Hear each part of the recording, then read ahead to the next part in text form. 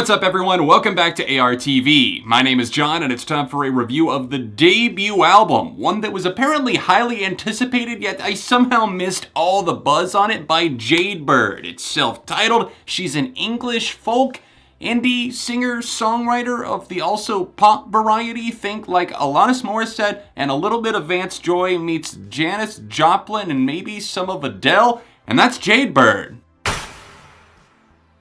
Now let's not get carried away with the comparisons. Obviously Jade Bird is Jade Bird, and I don't want to try and undermine that by saying, oh, well she sounds like this, or she sounds like she could have an influence from this. Obviously every artist has their own influences, and Jade Bird wears hers proudly on her sleeve while adding her own unique style. Now, I was completely in the dark, unfamiliar with Jade Bird outside of hearing like a snippet of Lottery on the radio in passing. Apparently it didn't leave an impression on me at the time, but now that my viewers recommended Jade Bird to me so heavily and I checked out this debut album, I am seriously impressed because not only is her music well executed, well played, there's a lot of heart in there, and I love the fact that she's writing her songs, she's putting her stuff out there. I just love the fact that these songs are actually hard-hitting and have a bite and snap to them.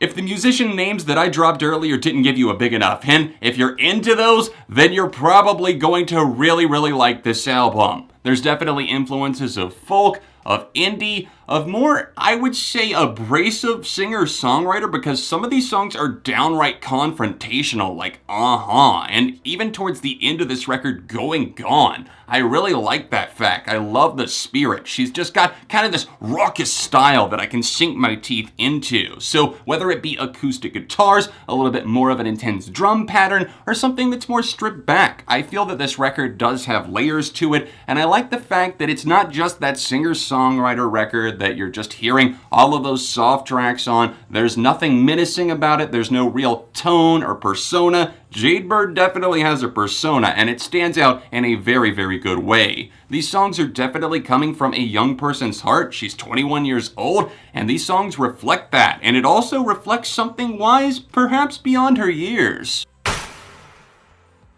Come on, you know that voice is a huge positive that I have to mention right away. Those pipes don't exactly come along every single day, and she's out here killing it on these tracks. For the most part, I'm kind of taken back in places when she starts really letting go on the song I Get No Joy. I was seriously floored. I did not expect that. I didn't see it coming. I wish I had recorded a reaction because my god, that one blew me away. To be clear, there are songs that stray from the path. They kind of walk the generic road that we've seen from the singer-songwriter type before. It falls into some tropes, but for the most part, there aren't really any losing streaks on this record. There's like a song here, or maybe a song there, that slightly throws off the pacing and isn't quite as enjoyable. But for the most part, this is a well-played, very skillful album that has something up its sleeve at nearly every corner.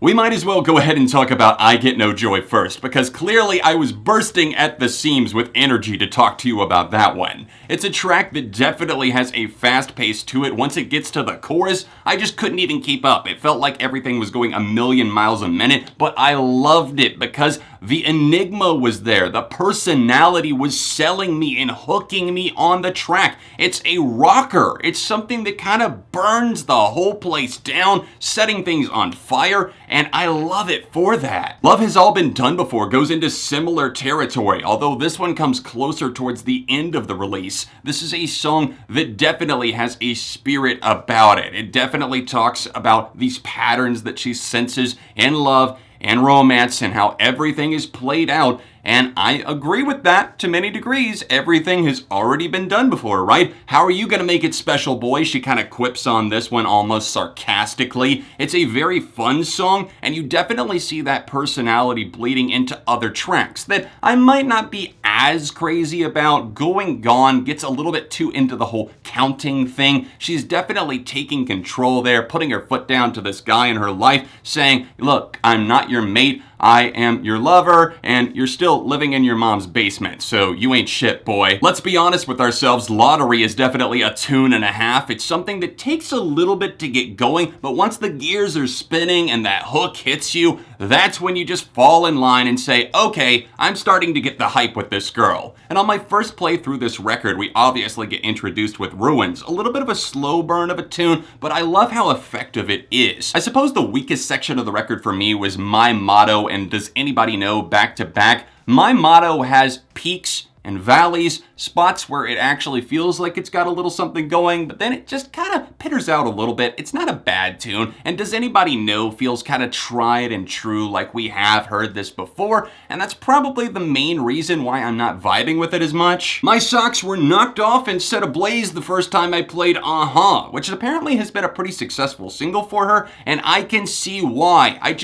I want to break something when I hear this song. It gives me energy, it gives me life, and she's taking such command here. The song is moving, swaying with this really intentional focus. It's just direct and downright scary almost. I would be scared if she was coming at me with this. The final two songs that I want to mention are 17 and If I Die. The first of those, 17, has a great flow to it. I like that she lets off the gas pedal and it doesn't totally change the outline of the song and the way that it plays out. I think that it was influenced by Civil Twilight. I don't know if anyone remembers that song Letters from the Sky, but that's the vibe and almost the vocal melody that I'm getting in places, and it's kind of chilling at how well it works for her. Now on the closing moment, If I Die, it's something that does kind of take us to a dark corner of her mind, and I like that she allows the light to slightly shine in, giving us perspective and focus on that. It's maybe not my top favorite on the LP, but it's definitely growing on me with repeated listens.